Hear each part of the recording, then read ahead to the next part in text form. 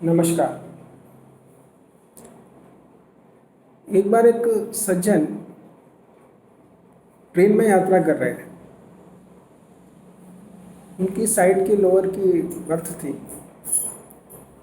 जहाँ वो खिड़की से बाहर के सभी दृश्यों को अवलोकन कर सकते थे। रात की जर्नी पूरी होने पर ब्रह्म मुहूर्त में सदा की भांति उनकी निद्रा भंग हो गई, जाग गए। अब उन्होंने एक खिड़की से बाहर का दृश्य देखना चाहा, लेकिन खिड़की के बाहर तो चारों ओर अंधकार की हवा फैली हुई थी, कुछ दिखलाई नहीं दे रहा था। बल्कि हो ये रहा था कि जो खिड़की का शीशा था, उसमें लाइट के रिफ्लेक्शन की वजह से उनका खुद का प्रतिबिंब उस शीशे में उभर के आ रहा था। उनका प्रतिबिंब और ट्रेन के अंदर का, बोगी के अंदर का प्रतिबिंब दृश्य उनको दिखाई दे रहा था।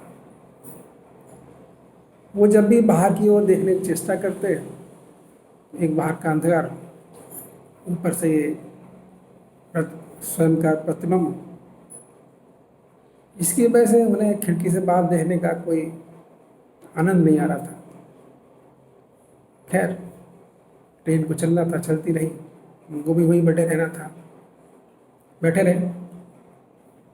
धीरे धीरे भोर का धुंधलका शुरू हुआ। सूर्यदेव का पृथ्वी पर आने का संकेत मिलना शुरू हो गया। चिड़ियाँ चहचहाने लगी। अब उन्होंने बाहर झांककर फिर दोबारा देखा तो उनको लगा कि वातावरण में हल्का हल्का उजाला आना शुरू हो गया है, और जो दृश्य उन्हें बिल्कुल काला काला दिखाई दे रहा था, अब कुछ कुछ दृश्य उनको दिखने शुरू हो गए थे।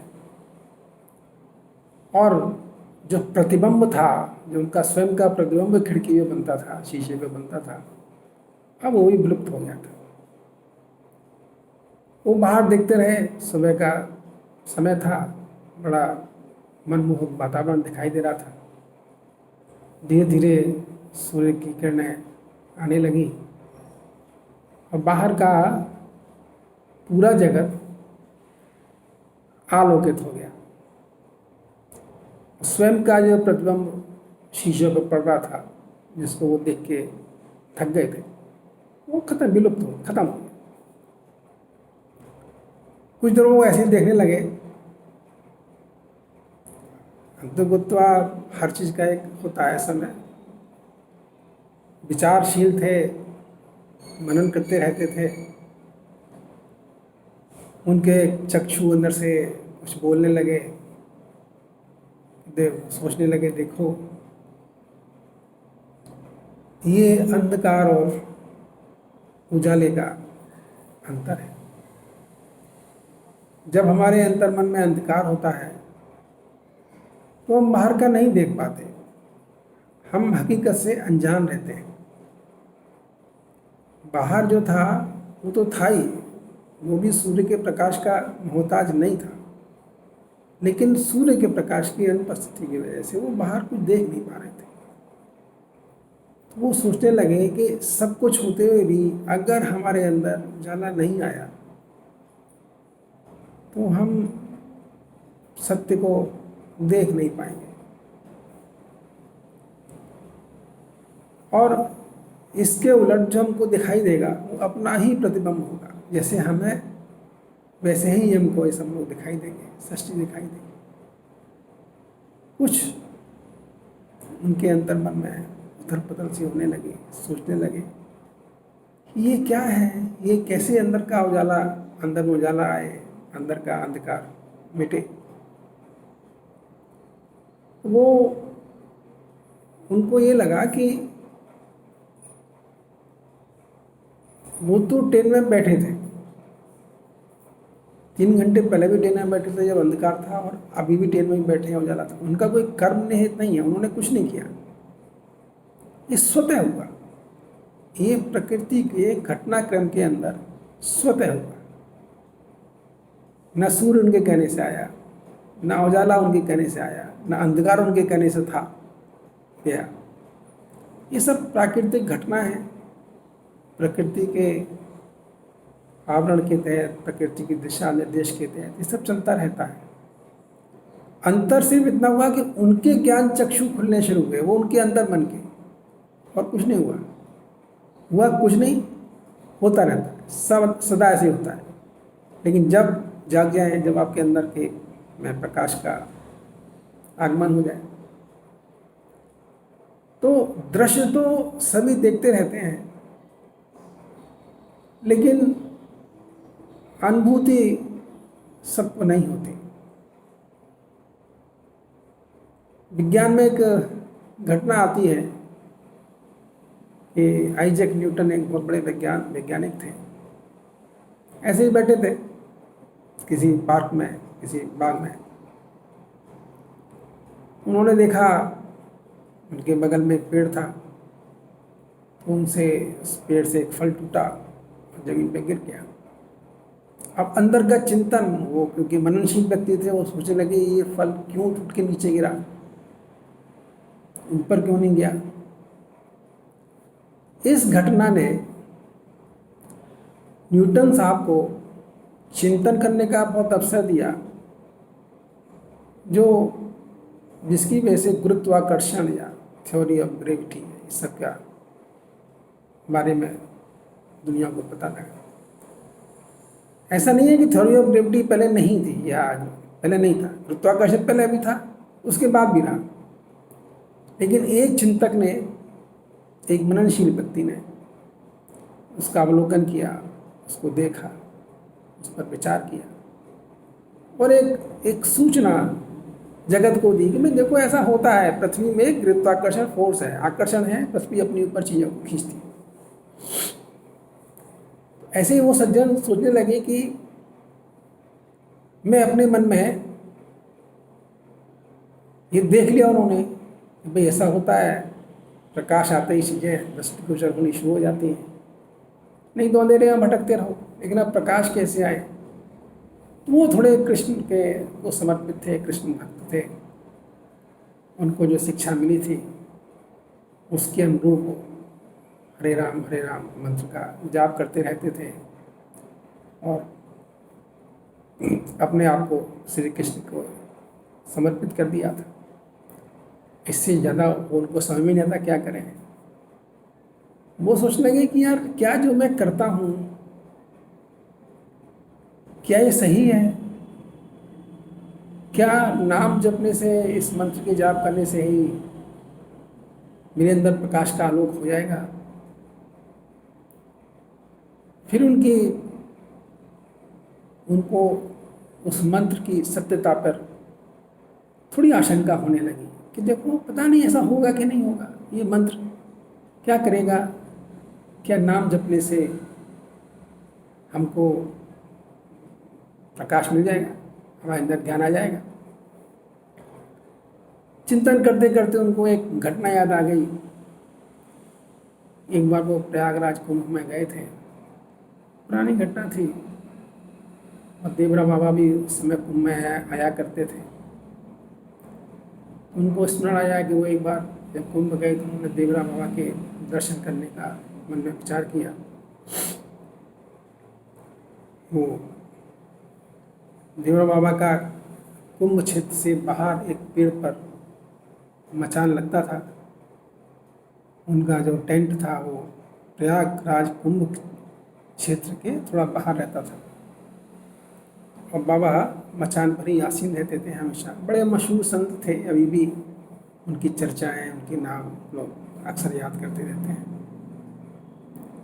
तो वो सज्जन याद करने लगे कि जब वो पहुँचे हैं उस पेड़ के पास जिस पे बाबा की मचान लगी हुई थी, काफ़ी दर्शनार्थी आए हुए थे, बैठे थे वहाँ पर। तो उनके बाबा के जो व्यवस्था करने वाले लोग थे, उन्होंने इस मचान के चारों एक गोल घेरे में सब लोगों को बैठा दिया था। सब लोग उस घेरे में बैठ गए थे और एक पार्टिकुलर टाइम इंटरवल के बाद कुछ कुछ देर के बाद बाबा मचान से बाहर निकलते थे, नहीं मचान में रहते थे। तो वो भी बैठ गए, सब लोग बैठे इंतजार करने लगे कब बाबा मचान से बाहर आए। कुछ देर बाद जब बाबा मचान से बाहर आए, उन सज्जन को याद आने लगा कि उन्हें सडनली कैसे एक सुगंध का अनुभव हुआ। उन्हें लगा कि बाबा जब आए हैं तो पूरी चारों तरफ एक सुगंध सी व्याप्त हो गई। दूरी थी, वो जहाँ बैठे थे वो मचान से 100-200 फीट के फासले पर था, पेड़ के 100 फीट से ज़्यादा ही फासले पर था, 100-200 फीट के। तो उनका ट्रेन में बैठे बैठे ही उनका जो स्मृति है, जो यादें हैं, वो उस घटनाक्रम की तरफ मुड़ गई। वो उसकी यादें आने लगी, कैसे बाबा आए और बाबा के आते ही कैसे सुगंध व्याप्त हो गई। उस समय का एक उनको बोध होना शुरू हुआ कि जब बाबा आए तो उस समय कोई माइक या ध्वनि विस्तारक यंत्र वगैरह कुछ नहीं होते थे, कुछ नहीं थे। ऐसा नहीं था कोई माइक लगा रखा था, कोई स्पीकर लगे थे, ऐसा कुछ नहीं था। बाबा आके मचान पे बाहर बैठ गए, उन्होंने अपना हाथ ऐसे किया और वो हाथ की तरफ बोलते रहे। और उनको जो सज्जन थे उनको ऐसा लगना शुरू हुआ कि कोई उनके कान में बोल रहा है। उनके लिए वो जब उस घटना का स्मरण मात्र ऐसा था कि उनके शरीर में रोमांच हो गया। इतनी दूर बाबा बैठे हैं, कोई माइक नहीं है, कोई ध्वनि विस्तारक यंत्र नहीं है, कोई कुछ नहीं है, लेकिन बाबा की आवाज़ उनके कानों में पड़ रही है। और बाबा ने जो शब्द बोले थे उस समय, वो उनके मन को आंदोलित करने के लिए काफ़ी थे। उनका मन प्रसन्न हो गया। बाबा ने कहा था कि कलयुग में नाम ही एक मात्र साधन है जिससे व्यक्ति ईश्वरीय परम सत्ता तक पहुँचने की क्षमता प्राप्त कर लेता है। और नाम मंत्र के रूप में उन्होंने मंत्र का जो जाप किया था वो था हरे राम राम राम हरे हरे, हरे कृष्ण कृष्ण कृष्ण हरे। तो उनको ये ध्यान आया कि बाबा ने भी यही मंत्र बोला था जो मंत्र मैं बचपन से बोलता आ रहा हूँ। इसका मतलब मुझे मंत्र की सच्चाई या सत्ता पर कोई संदेह नहीं करना चाहिए। और वो प्रसन्न हो गए, उनका मन खुश हो गया। और फिर और थोड़ा दिव्य अनुभूति शुरू होगी। देखो बोले, देखो ये जो अभी अनुभूति मुझे हुई है, ट्रेन से प्रकाश और अंधकार का जो अंतर मुझे समझ में आया है, ये सभी तो एक विशेष घटना है ना। देखते सभी लोग हैं, ट्रेन में सब लोग बैठे, लेकिन मेरा ही अंतर्मन था जो जिसने इस घटना को नोटिस किया, देखा, और उसकी वजह से मेरे अंदर कुछ भाव जनरेट हुए। मेरे मन में उल्लास आया। मुझे ये समझ में आया कि जब प्रकाश जीवन में आ जाता है तो जो अदृश्य है वो भी दृश्यमान हो जाता है। ये दुनिया तो अदृश्य है, इसमें क्या दिखाई देता है? कुछ नहीं दिखाई देता। मैं बैठा हूँ यहाँ पर, कितना देख पा रहा हूँ? सिर्फ कमरे की 4 दीवारें हैं बस, और उसके मुझे क्या दिखाई दे रहा है? कुछ नहीं। तो जो हमारे चक्षु हैं, जिनको हमारे शरीर के अंग हैं, जो सेंसर्स हैं, उनकी तो सीमा रेखा है, कितना दूर तक देखी। सामान्य तो वे कमरे में बंद हैं तो 4 दीवारों के अलावा कोई दिखाई देता नहीं, लेकिन ये प्राणी के आंतरिक चक्षु हैं जिनसे बहुत दूर तक वो देख सकता है। बड़े बड़े राष्ट्राध्यक्ष, सेनापति और जो भी बहुत लोगों को देखते हैं, बहुत बड़े कामों को अंजाम देते हैं, वो सब जगह नहीं जाते। वो तो कहीं अपनी चेयर पे अपने ऑफिस में बैठे रहते हैं, लेकिन ऑफिस में बैठे बैठे ही वो उनके अंतर मन में कहाँ पर क्या हो रहा है, कहाँ पर किस घटना का क्या रेफरेंस उनको देना है, ये सब उनके अंतर मन में सब प्रस्फुटित होने लगता है। इसके लिए कोई प्रयत्न नहीं करते। मनोवैज्ञानिक इस घटनाक्रम को कहते हैं mental reflection. Mind, unconscious mind खुद ब खुद निर्णय लेता रहता है, रिएक्शन देता रहता है, काम करता रहता है। उसके लिए कोई मानव कोई खास प्रयत्न नहीं करता। तो जब ये अब चिंतनशील व्यक्ति है वो, तो उसकी एक चिंतन की एक और विशेषता होती है कि एक सूत्र से कई अनेक सूत्र उत्पन्न हो जाते हैं। एक बात मन में आई तो उससे एक बात सोची तो 3 बातें नई शुरू हो गई। ज्ञान की ज्योति ऐसे ही चलती है, अकेली नहीं आती। छत्र तक जब प्रकाश फैलता है ना तो बहुत सी चीज़ें क्लियर होनी हो जाती हैं। अरे सूर्य की तो कुछ ही किरणें आई थी, पूरी सृष्टि दृष्टि होनी शुरू हो गई थी। ऐसे ही जब उनको ये मन में आना शुरू हुआ कि देखो अच्छा तो स्व प्रस्फुटित होता है, वो ज्ञान तो स्व प्रस्फुटित होता है, ज्ञान में क्रिएट नहीं करता। Nobody can generate knowledge. वो उनको उनके मन में एक अजीब सी आनंद की अनुभूति आनी शुरू हो गई कि नॉलेज तो मैं जनरेट नहीं कर सकता, जनरेट कोई नहीं कर पाता, नॉलेज तो एग्जिस्ट करती है। अरे हम जान जाते हैं बस, ऐसे नहीं है कि पहले नहीं था और अब है। नहीं, वो हमेशा था, हम नहीं जानते थे तो नहीं जानते थे, जान गए तो हम खुश हो गए, भाई हमने जान लिया, प्रसन्नता से फूलने चला हमारे। कोई भी ज्ञान जनरेट नहीं होता है, डिस्कवर होता है। अब हम वाली बात आती है यहाँ पर कि इस दुनिया में तो घटनाक्रम चलते रहते हैं। ये दुनिया हमने नहीं बनाई है, ना आपने बनाई ना हमने बनाई। दुनिया के अपने नियम हैं, सिद्धांत हैं, चल रही है। जिसने बनाई है वो जाने, मुझे जानने की जरूरत भी नहीं है कि दुनिया कैसे बनी, क्या बनी। मैं क्या करूँगा जान के, व्हाट आई नीड। लेकिन मैं ये जानता हूँ कि ये दुनिया जिसने बनाई है वो बड़ी खूबसूरत है।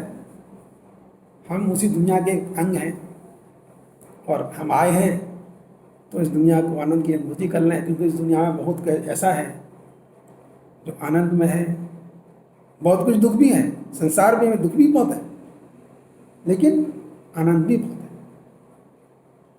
ये आपके अपने अंदर का ज्ञान है जो दुख को भी सुख में बदल देता है, और अंदर का ज्ञान है जो सुख को भी दुख में बदल देता है।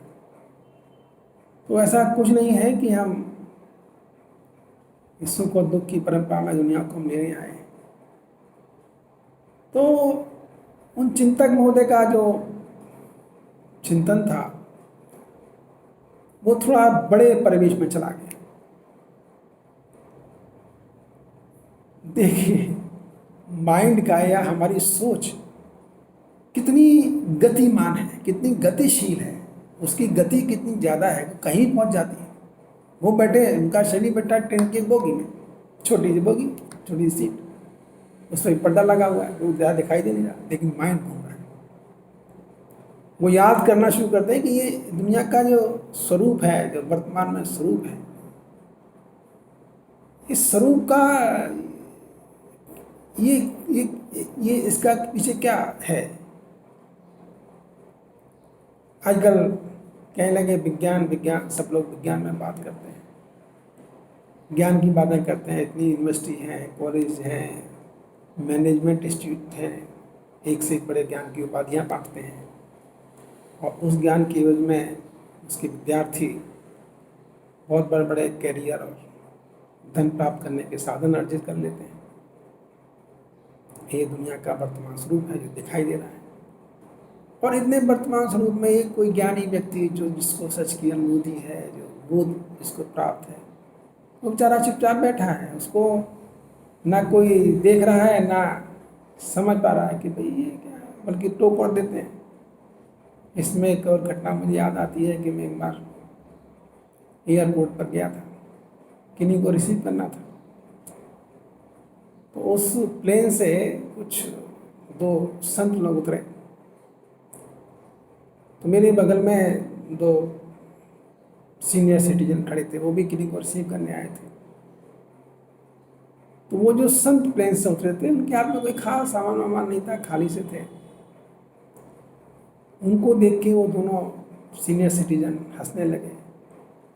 बोले देखो इनने क्या ऐसी कमाई कर रखी है जो प्लेन से आ रहे हैं, प्लेन से सफ़र कर रहे हैं। मैं उनका चेहरा देखने लगा। ये वृद्ध हैं, सीनियर सिटीजन हैं, रिटायर्ड होंगे, लेकिन इनकी मानसिकता में एक साधु सन्यासी व्यक्ति की कोई वैल्यू नहीं है। वो अगर प्लेन से सफ़र कर रहा है तो ये उनके लिए हास्यास्पद है कि वो प्लेन से सफ़र क्यों कर रहा है, मतलब उसको प्लेन से सफ़र करने का अधिकार नहीं है इनकी नज़रों में। इनकी नज़र में प्लेन से सफ़र कौन कर सकता है? जो इंडस्ट्रिस्ट हो, कोई बड़ा अफसर हो, कोई बड़ा वैज्ञानिक हो, मतलब उन्हीं के लिए प्लेन की सुविधा उपलब्ध है। सत्यवादी या सत्य की खोज में लगे हुए किसी श्रेष्ठ जन सन्यासी को उनकी नज़रों के हिसाब से नहीं था। मैं हंसने लगा। संयोगवश मेरा बेटा आया था, तो वो भी, मैंने जब उसको बताया तो वो भी कहने लगा, अरे ये बड़े अज्ञानी लोग हैं, इनको समझ ही नहीं है कि भाई एक सन्यासी के पास क्या ताकत होती है, एक सत्य अन्वेषण कर्ता के पास क्या सामर्थ्य होती है, वो कहाँ स्टैंड करता है। धन की मद में चूर, धन आ गया तो बस धन सब कुछ है। तो ये बस स्थिति है। फिर हम वापस आते हैं तो वो सज्जन जब ट्रेन में बैठे बैठे उनका माइंड घूमने लगा, तो उन्होंने कहा कि ये जो विज्ञान की हम जिसकी बात करते हैं, ये विज्ञान आया कहाँ से था? ये विज्ञान बाहरी जगत की घटनाओं से जागृत हुआ। एक सज्जन थे, चाय की केतली में स्टीम बनी तो उससे केतली का ढक्कन उछलने लगा, बार बार खुलने लगा। तो उनको लगा वो स्टीम में बहुत ताकत होती है। उनके इस ऑब्जर्वेशन, एक ऑब्जर्वेशन से, उनके सिर्फ एक ऑब्जर्वेशन से स्टीम इंजन बना, और उसके बाद से ऑटोमोबाइल और जो सब कहते हैं उसके सब आविष्कार उसके बाद से एक ऑब्जर्वेशन एक बंदे ने किया। स्टीम में इतनी पावर है कि उसने केतली का ढक्कन ऊपर उठा दिया। ऑब्जर्वेशन एक बंदे का, एक ऑब्जर्वेशन। रिजल्ट कहाँ तक गया? ऑटोमोबाइल, रेल के इंजन, ऑटोमोबाइल, मोटर, ये सब शुरू हो गए। ऐसे एक सज्जन थे, वो कंघे से बाल काटते देख लगे कि बालों में कागज के कण चिपक जाते हैं। कंघे से बाल से कंघा सिर में दिया, फिर छोटे छोटे कागज के टुकड़े थे, कंघे से आके चिपक गए। तो लगा हो ये क्या हुआ इस कंघे में, ऐसा क्या हो गया कि कागज के छोटे छोटे कण इसमें आके चिपक गए। फिर पतंग उड़ाते हुए भी उन्होंने महसूस किया कि आकाश में कुछ बिजली है, बिजली का है पदार्थ है। इस घटना, एक छोटे सी घटना से, छोटे से ऑब्जर्वेशन से बिजली का आविष्कार हो गया, इलेक्ट्रिसिटी। आज हम लोगों की लाइन बन गई इलेक्ट्रिसिटी। इसके आविष्कार के पीछे एक सिंपल ऑब्जर्वेशन। तो चलता वो सज्जन जो थे अपनी सीट पे उठ के बैठ गया, अलर्ट हो गए। ओहो, एक ऑब्जर्वेशन में, एक बोध में कितनी ताकत है। अंतर क्या है कि जो वैज्ञानिक बोध हैं वो बाहरी घटनाओं के अनुक्रम में है और बाहरी घटनाओं को ही एड्रेस करते हैं, लेकिन जो आध्यात्मिक बोध हैं वो आंतरिक जगत को ले आते हैं, वो अंतस को उजागर करते हैं, हमारे अंतर्मन को प्रकाशित करते हैं। तो जो आध्यात्मिक बोध है और आत्मिक बोध है वो हमारे अंतर्मन को प्रकाशित करते हैं। तो जो वैज्ञानिक सोच है और वैज्ञानिक सोच का जो बहुत बड़ा प्रचार और प्रसार हुआ है वो सब पाश्चात्य जगत में है। और नतीजा क्या हुआ कि पाश्चात्य जगत से जो उसका आवागमन शुरू हुआ, उसकी चमक थी, उस चमक के आगे हमारी सब विचारधाराएं शिथिल होती गई, सब समाज उस समझ चमक के पीछे भागने लगा, सब लोग रिसर्च में घुस गए और सभी उस बाहरी संसार, बाहरी आवरण पे सब लोगों का ध्यान केंद्रित हो। इसके उलट जो भारतीय मनीषी थे, उनका उनका जो सोच था वो अपने अंतर्मन की तरफ ज़्यादा आकर्षित होता। उनके लिए बाहरी जगत की जगह पे जो मेन था वो ये जानता कि मैं कौन हूँ, मेरे अंदर कौन बोलता है, मेरे अंदर कौन सोचता है, मेरी शक्ति कहाँ रहती है, मेरी शक्ति का आवागमन कैसे होता है, विचारों की श्रृंखला क्या है और विचारों की शक्ति क्या है, मन कहाँ रहता है, भाव कहाँ बसते हैं, भावों का चक्र वो जिसको भंवर भवसागर में भंवर को उन्होंने उपाधि दी, वो कैसे जनरेट हो रही है। तो भारतीय मनीषियों ने और उन्होंने अपनी यात्रा को अंतर्मुखी बनाया, वो अपने आप को अंतर की ओर ले गए। तो ये दो डिफरेंस थे, एक पाश्चात्य सभ्यता की और एक भारतीय सभ्यता। भारतीय सभ्यता में जो यहाँ के ज्ञानी लोग थे, बुद्धिमान लोग थे, क्षमतावान लोग थे, उन्होंने अपने ज्ञान के चिंतन को अपने अंदर की तरफ अंतर्मुखी बनाया और उन्होंने जानने की चेष्टा की थी प्रकृति तो मेरे अंदर बसती है,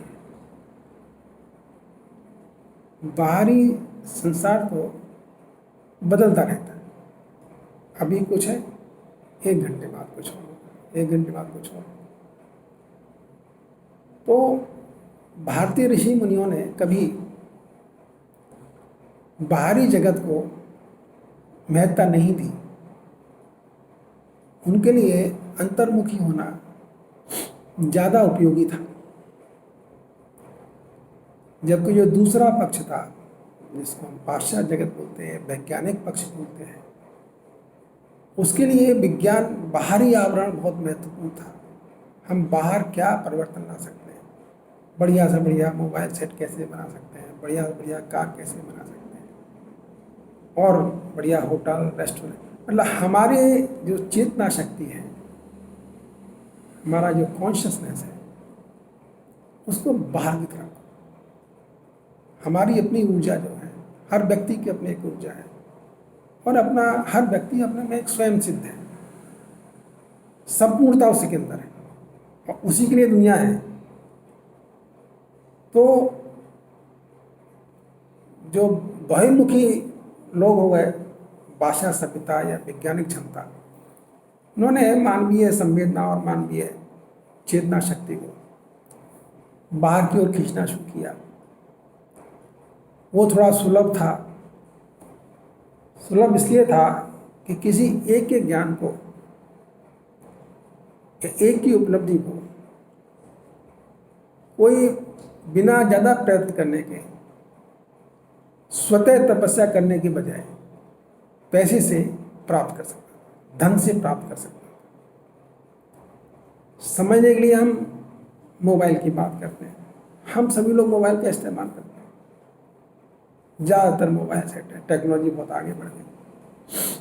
लेकिन अगर आप किसी भी मोबाइल यूजर से पूछें भाई इसके पीछे टेक्नोलॉजी क्या है, वो कहेगा मुझे नहीं पता, इसका आविष्कार किसने किया, मुझे नहीं पता, ये काम कैसे कर रहा है, मुझे नहीं पता। अधिसंख्य लोग जो उस मोबाइल टेक्नोलॉजी का इस्तेमाल कर रहे हैं, उनको कुछ पता नहीं, उन्होंने कोई तपस्या नहीं की, बस उन्होंने एक काम किया, अपने पास जो संचित धन था उसका कुछ पोर्शन दिया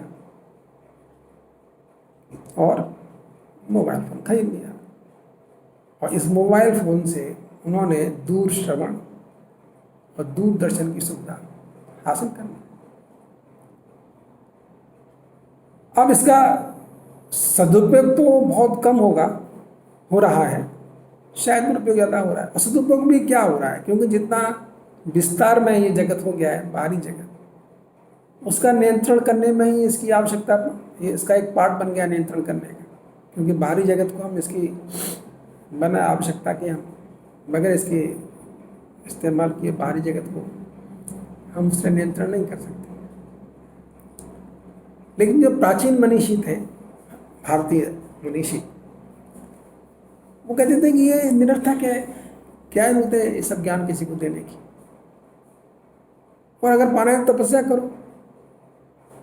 आप दूर श्रवण की साधना करते क्या आप दूर श्रवण के सिद्धि को प्राप्त कर सकते हैं? कहते हैं, मैंने नहीं देखा है, लेकिन कहा जाता है कि दूर श्रवण की एक सिद्धि होती थी, वायु मार्ग से गमन करने की एक सिद्धि होती थी। कोई हवाई जहाज की जरूरत नहीं है, आप वायु मार्ग से गमन कर सकते हैं। लेकिन ये सिद्धि प्राप्त करने के लिए हर प्राणी को थोड़ी तपस्या करनी पड़ती थी, कुछ कष्ट करना पड़ता था। इसलिए ये सब सुविधाएं सबको सर्व सुलभ नहीं थी। ये उन्हीं लोगों को सुलभ थी जो थोड़े तपस्वी थे, जिनकी आंतरिक शक्ति थोड़ी ज़्यादा विकसित थी, जो योग्य थे, शब्दों में बोले तो योग्य थे, उनको ही ये शक्तियाँ प्राप्त होती थी।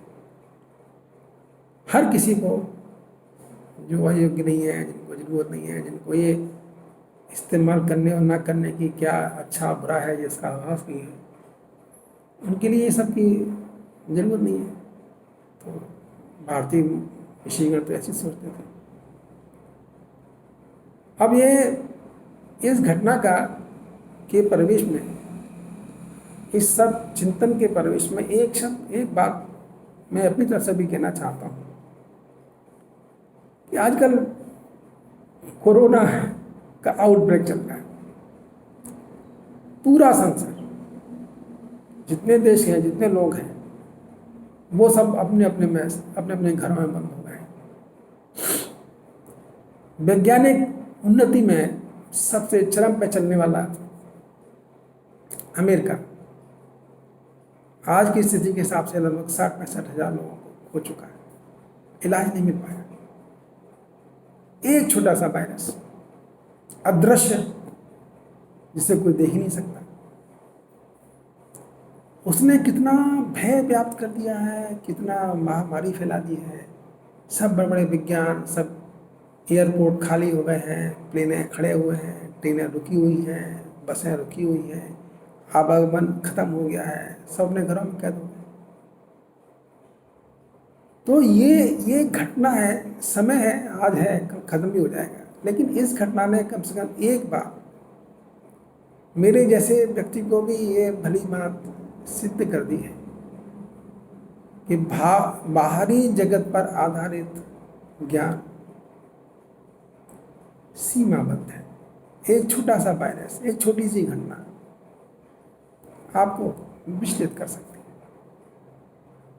आपकी सब उपलब्धियों पर पानी फेर सकती है। लेकिन अगर आपने अपने अंतर्मन को, अंतर्मुखी जो आपके अंदर शक्ति है, आपने उसको साधा है, आपने उसका गहन अध्ययन किया है, आपने अपनी विचार श्रृंखला को, चेतना शक्ति को वहाँ पर आधार किया हुआ है, तो उसे कोई नहीं छीन सकता। चाहे वायरस आ जाए, चाहे ना आए, वो हमेशा हमेशा के लिए आपके पास में आती है, वो आपकी है।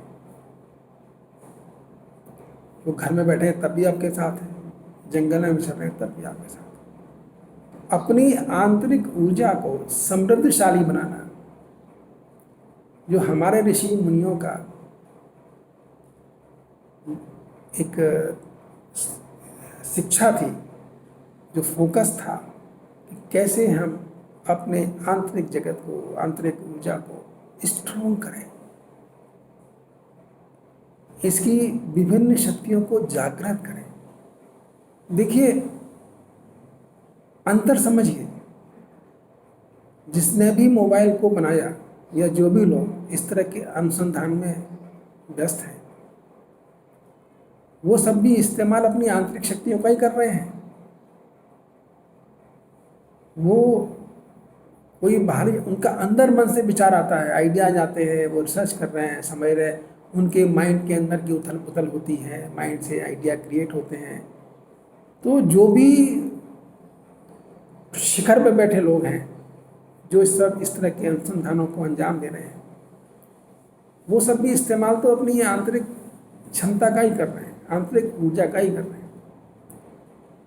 लेकिन वो एक तरह से इस तरह बंधे हुए हैं कि उनके पास अब एक तो कोई विज्ञान कहता नहीं साहब मैं पैसे के लिए विज्ञान नहीं करता, मैं विज्ञान का शोध पैसे के लिए नहीं करता, मैं तो विज्ञान के रूप में सत्य को जानना चाहता हूँ। दूसरा बोलेगा यार इस विज्ञान का मैं करूँगा क्या? अगर तुम अपने सत्य के लिए इतना परिश्रम कर रहे हो, मुझे इससे क्या मतलब है, मुझे इससे क्या मिलने वाला है?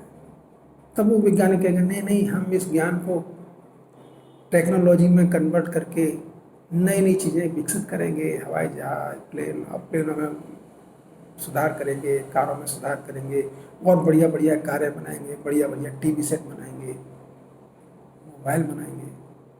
मतलब एक ऐसा सर्किल कि विज्ञान कहेगा कि मैं शोध कर रहा हूँ अपने ज्ञान के लिए, लेकिन जब विज्ञान को धन की आवश्यकता होगी तो उसे पैसा कौन देगा?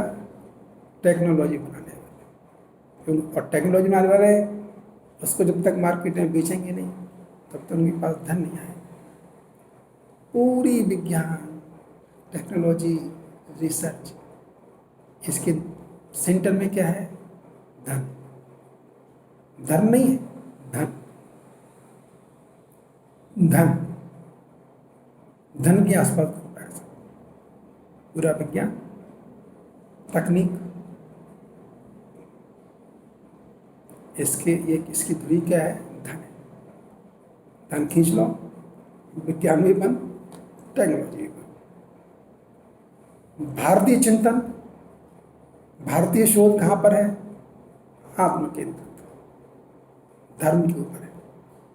वहाँ धन की जरूरत नहीं है। अरे मेरी आत्मा के अंदर मुझे चिंतन करना है, उसमें मुझे क्या धन चाहिए? उसके तो मैं मुक्त हूँ। मैं तो बैठे बैठे एक चेहरा बैठे बैठे आनंद की अनुभूति कर सकता हूँ। मैं अपनी कल्पना जगत से कहीं पहुँच सकता हूँ। विनोबा भावे ने एक बार कहा था, किसी ने कहा कि आप आइए पहाड़ों पर, इतना रमणीक है, इतना बढ़िया है। उन्होंने कहा मैं अपनी कुटिया में बैठा बैठा कल्पना कर सकता हूँ कि हिमालय की पर्वत श्रृंखला पर कैसा लग रहा होगा, कैसे आनंद की अनुभूति हो रही थी। मुझे जरूरी नहीं है कि मैं इसके लिए पहाड़ों पर हूँ। तो भारतीय सनातन धर्म या भारतीय दर्शन और पाश्चात्य दर्शन, ये थोड़ी सी बातें उनके इतनी देर के चिंतन में, ट्रेन की यात्रा में, उनकी यादों में, उनके माइंड में घूमती रही, समझ में आता रहा। अपने चिंतन पे जो भारतीय दर्शन है उस पर उनकी श्रद्धा थोड़ी बढ़ गई, क्योंकि उनको लगा कि बाहरी जगत की तो कुछ ना हो तब भी हम खुश रह सकते हैं, क्योंकि हमारे सर्वाइवल के लिए मेन जो इंग्रेडिएंट है वो तो धरती माता देती है, प्रकृति देती है। हवा फ्री में अवेलेबल है, पानी भी पृथ्वी के अंदर है, मिल ही जाता है कुआं नदियों से। अन्न भी, एक गेहूँ डालते हैं तो बहुत से गेहूँ मिल जाते हैं। तो मेरी जितनी बेसिक नीड्स हैं जो मेरे सर्वाइवल के लिए ज़रूरी हैं, वो सब तो मुझे स्वतः प्राप्त है। अगर मेरा अंतर मन शांत है, प्रसन्न है, तो मैं खुश हूँ, मुझे किसी की आवश्यकता नहीं है। और बाहरी दौड़ में तो आप कुछ भी पा लीजिए, वही कम है। जितना आप आगे बढ़ोगे आपकी ख्वाहिशें और बढ़ती जाएंगी, एक ख्वाहिश पूरी करोगे 4 नई ख्वाहिशें जन्म लेंगी। तो ये भारतीय दर्शन पाश्चात्य दर्शन का अंतर है। ये ज्ञान है, हमारे अंदर बसता है। ज्ञान तो ज्ञान होता है, चाहे बाहरी हो चाहे आंतरिक हो। आंतरिक ज्ञान आपको सेल्फ सफिशिएंट बनाता है, सेल्फ रिलायंट बनाता है, आपके अंदर आत्मविश्वास देता है, उत्साह देता है, उमंग देता है, कुछ ना होते हुए भी आप मुस्कुरा सकते हैं, हंस सकते हैं। बाहरी ज्ञान आपको बिछोड़ देता है, अवसाद देता है, आपको दौड़ाता है, दौड़ाता रहता है। दौड़ते रहो, मिलना तो उसमें भी कोई खास नहीं है। तो ये हमारा ये अंतर्मन का ज्ञान है, भारतीय दर्शन है। और इसके लिए उन्होंने चलते समय उन्होंने एक जब अपने पूरे चिंतन को कंक्लूड किया, जब उनकी मंजिल आनी शुरू हो गई, उनका एक स्टेटमेंट आया, देखो भाई, सूर्योदय हुआ, प्रकाश हुआ, मैंने देखा, क्या सीखा, ये सब हुआ, सब स्वतः हुआ। मेरा इसमें कोई कर्म निहित नहीं है, मेरा एक ही कर्म निहित है। मैंने राम नाम रूपी ट्रेन पर यात्रा शुरू कर दी।